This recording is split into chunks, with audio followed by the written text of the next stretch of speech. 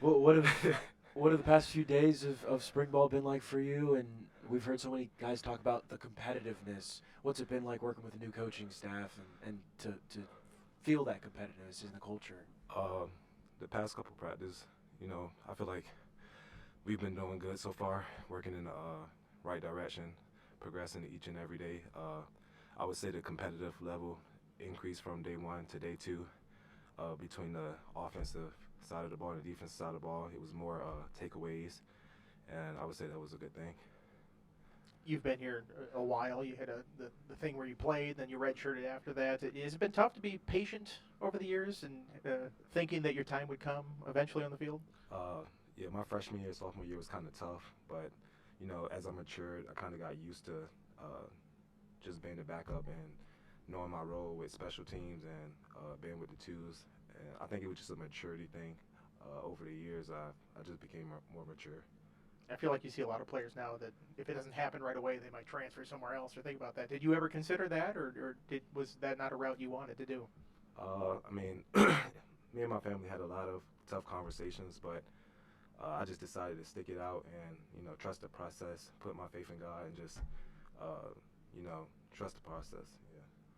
How does the vibe change when you go from winter to spring and we kind of get into a little bit more actual football stuff and things like that? What does that change as far as the locker room vibe, I guess? Uh, I would say the only thing that really changes is like putting on pads.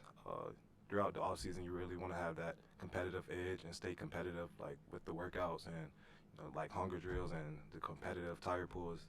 So when the season does get here, you still have that competitive drive. What have what's it been like working with Coach Quinn and Coach Marv and um, just the new staff in general? What are they like, and what stands out to you about those two guys? Coach Marvin, Coach Quinn, they're two great coaches. They really know what they're talking about. Since day one, they've been big on like just teaching the fundamentals, the little things from like stance, alignment, the small things like that. Both guys are full of energy, very passionate about what they do, and I'm very excited for this upcoming season. You've played both the inside spots in the past. Are you working at one specific spot now, or are you still kind of moving around a little bit? Yeah. So for the past year, I've been learning both Mike and Will, but as of right now, it's been about 70% Will and 30% Mike. Uh, you know, Learning both has really helped me over the past year. Just processing the overall defensive scheme better. In most defenses, the two interior linebackers basically move on a rope. So if the Mike has an interior A gap to the field, then most likely the Will has an interior run gap to the boundary. So vice versa. It's helped me process a lot of things faster. This might be a weird question, but did you know that Daniel Griffith could sing? No, I didn't know. He didn't do that when he was here? No, I didn't know. I was around him a lot, but I never knew he could sing. So when he pops up on this thing this week, you're like as taken aback Yeah, I as seen him anybody on on it? TikTok a couple of times. It caught me by surprise. With Pry and his reputation for blitzing, like when you see numbers like like blitzed like almost 50% of his time, at Penn State as a play caller. Is that something that kind of gets you excited that you're going to be attacking more? I mean, what does that kind of mean to a defense? Definitely, as a linebacker, you like to play on the opposite side of the ball, behind the line of scrimmage, and being able to blitz more.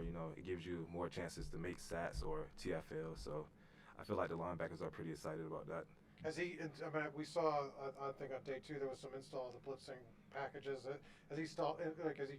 Do you get a sense that it's different from the last staff? Like, I mean, a lot of, more in there, or there's going to be more in there of that. Uh, I mean, when it comes to defensive scheme, like the only thing you can really change is just the terminology. Most defenses are the same. Um, yeah, like it might just be a different terminology, but most blitz packages are the same. Have have any of the younger guys in that room have they stood out to you at all? We heard Tisdale was talking about the McDonald's. He joked that he can't even tell them apart. Have any of those younger guys jumped out at you in the first couple of days of spring practice? Yeah, I would say all the guys that's getting reps right now, they've basically been following the older guys in their footsteps, and I would say the person that stood out the most to me has been the McDonald brothers, but as well as Jaden Keller and Will Johnson. Let's go to Nathan out on Zoom. Hey, Keshon, Coach Pry obviously has a reputation for developing big time linebackers. I mean, you could look at Micah Parsons on Sundays this past season and see that, obviously. How much does that excite you as a part of that position group? And in what ways has he impacted your game thus far? I mean, has there been any kind of things that he's kind of touched on early in his time to kind of help you out? Are you asking about Coach Pry or Coach Marv? Coach Pry.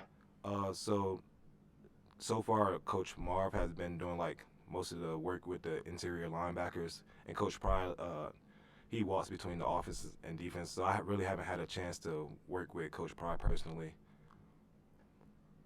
Does it excite you though to be a part of that position group that he's had such an impact in creating like these big time players on that play on Sundays? Oh, definitely, just because of his reputation and everything, all his success that he's had at Penn State as a defensive coordinator.